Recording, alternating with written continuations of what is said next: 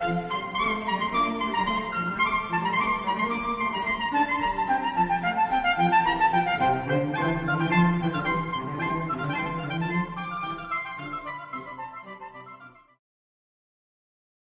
examiner is well known to regular viewers of this program. He is as distinguished as a left-wing economist can hope to become. Professor Robert de Cashman teaches at Lehman College. He is at the University of New York. He is the author of a number of books, including Greed is Not Enough.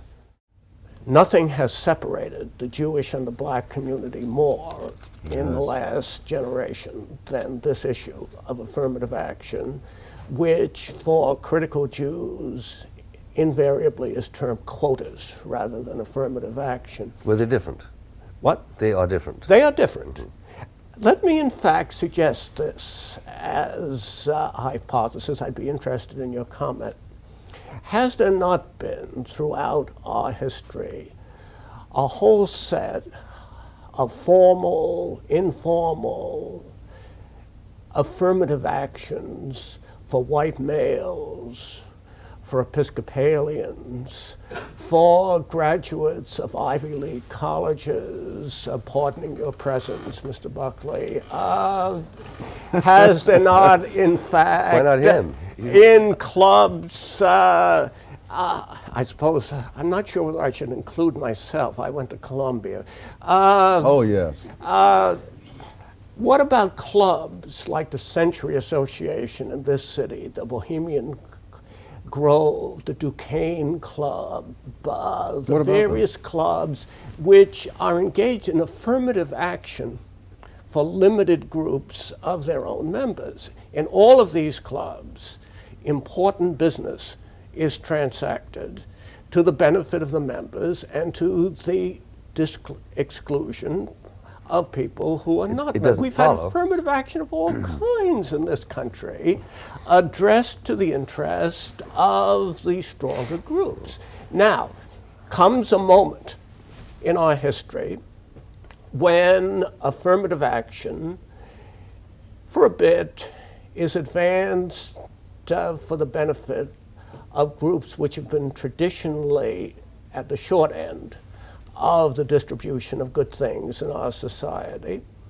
And there is considerable revulsion against it. Isn't this just a bit of historical justice that's being established? I'm afraid I simply do not see the justice in making people who are badly off worse off in the name of advancing them.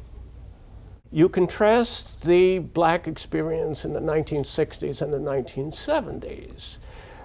Well, now if I were to interpret the difference, I'd be inclined to point to certain phenomena, notably the oil shock in 1973, the second oil shock in 1979, the sharp recession in 74, 75, another recession in 79, 80. And in fact, what this suggests to me is that the gains of affirmative action are extraordinarily precarious if you run an economy at low levels of activity. That, of course, affirmative action isn't enough by itself. It would be foolish for anybody, even on my side of the issue, to argue that. But I would suggest to you that it's a bad comparison, because the 60s were a period of expansion with or without affirmative action, given the presence of the 1965 Civil Rights Act, given the 1954 Brown decision, and the general climate of opinion, opportunities for minority communities and a majority community, women. Question, Mr. Cashman? What? Question, please. Well, yes, I will come to a question. It's always possible to put speeches into question form. In fact, do you really think, these considerations taken into mind, that the 70s disproved the efficacy of affirmative action? I think that when one makes a profound change in a society, arousing enormous passions across the board, that the burden of proof should be on those who think that this is beneficial. Because I have been listening very carefully and have yet to hear the benefit to disadvantaged blacks that has been empirically discovered after affirmative action. Well, how quickly do you expect the changes? You know, we're impatient as a people. In fact, as I understand one of Well, your... we've had dramatic changes in the other direction, Mr. Cashman. For instance, Oh, the but number- I the- attribute them the- to other causes, you say. sex. I attribute the effects to other causes, largely to the economic disorders of the 1970s. The problems have been of long standing in our society. The remedy of affirmative action is a novel one. The University of California, when it presented an affirmative action plan, proposed to make about half a dozen women and blacks full professors in about 20 years, as I recall the program. There were various fractions of people who would have become things in various periods of time. Various what? Various fractions, that they would add 3.5 more women and things like that. And I was always fascinated. I had some suggestions of the people I thought would be right for the 0.5, but these suggestions were not well received. No, but it's fascinating that I see this happening in all sorts of issues, from Federal Reserve policies on across the board, that you say, here's this wonderful program, and it will do wonderful things, and the burden of proof is on others to show that it will not do those things. And no matter how long it's been going on, it's not long enough. It's never long enough. If it failed, there just wasn't enough commitment. The budget wasn't big enough, should have had a larger staff, wider powers, but there is never any sense of a burden of proof on you to say, when you've made this change that has caused such furor in this country and has gotten people at each other's throats, including people who have been allies in the past, such as blacks and the Jews, there is never any sense of a need for you to advance the empirical evidence to support what you've been doing. Oh, on the contrary, Dr. Sowell, I'm perfectly willing to have other people collect the empirical evidence. That's not my bag. But I'm perfectly happy to subject the affirmative action policies to reasonable statistical evaluation, given a sufficient period. Well, what is a sufficient? Because you said for a bit, and now we're talking about a sufficient period, and I have difficulty with these. What temporal units are we talking about? I would say centuries, decades. I would think of 20 to 25 years as a reasonable period, because we're talking, after all, among other things, about the progress of just hired law firm associates up to the grandeur of partners. Wait, most blacks are not about to become law firm associates.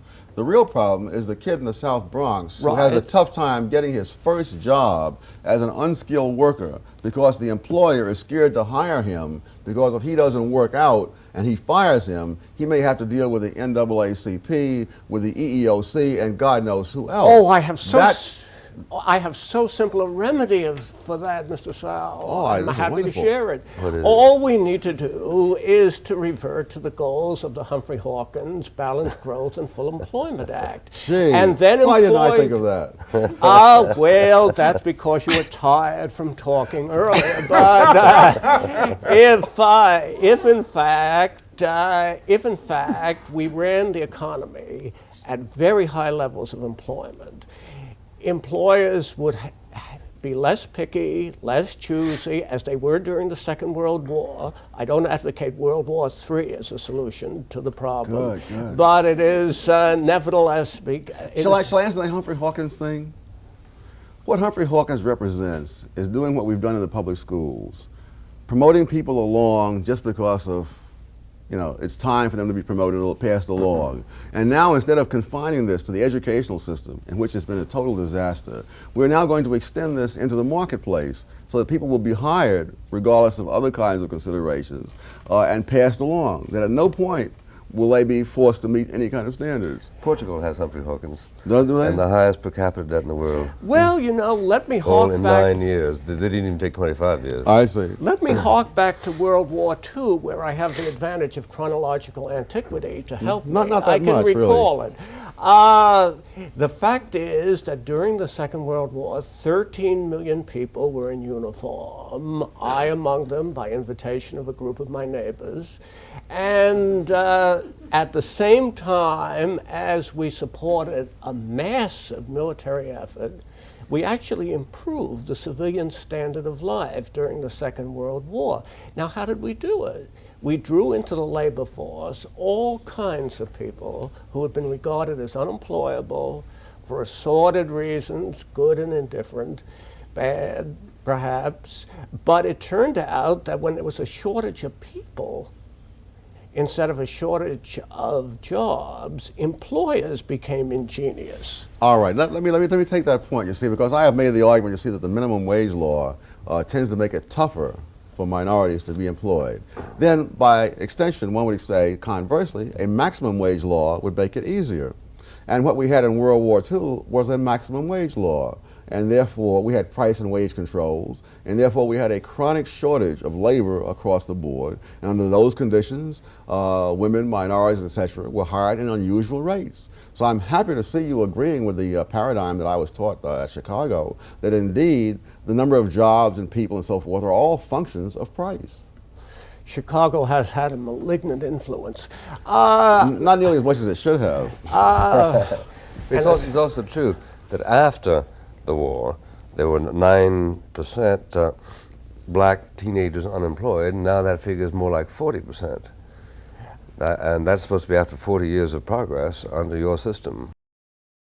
Given a choice, would you rather have private price setters or public price setters in markets which are less than competitive? Well, since I have not seen these enormous numbers of private price setters that you and Professor Galbraith have been discovering for so many years, despite having read your books on this subject, I really have nothing to compare. Well, where I see prices set, I see them set by the government. Only? Really? Occasionally a few electrical contractors get together and they end up, you know. But it's against the law. It's against the law. I think it ought to stay against the law. How we call it criminal. That's right. That's right. I mean, we have laws against murder, but murders take place anyway. How do you interpret the behavior of the major automobile producers in 1979 and 1980, dreadful sales years? In both of those years, General Motors and its colleagues raised automobile prices. This is not how they do it on 7th Avenue when the garment business is bad. I am tempted to say that after 25 years of that, I'll be happy to give you my answer, since presumably this is the magic number from which we do our empirical studies. And that, like you, I haven't bothered to keep up with the automobile industry. And I'll wait 25 years for you if you'll wait 25 years it'll for be me. a wonderful, something to look forward to. Well, I think one obvious commentary is a lot of fewer people bought cars. And also there was automatic indexation of wages. Yes, I must say the thing that Galbraith strikes me as his theories in general is showing the utter imperviousness to empirical data. That the affluent society told us that we reached a level of affluence at which income distribution questions were no longer going to be important. We then ended upon a quarter of a century of the most intense interest in income distribution questions in the history of the United States.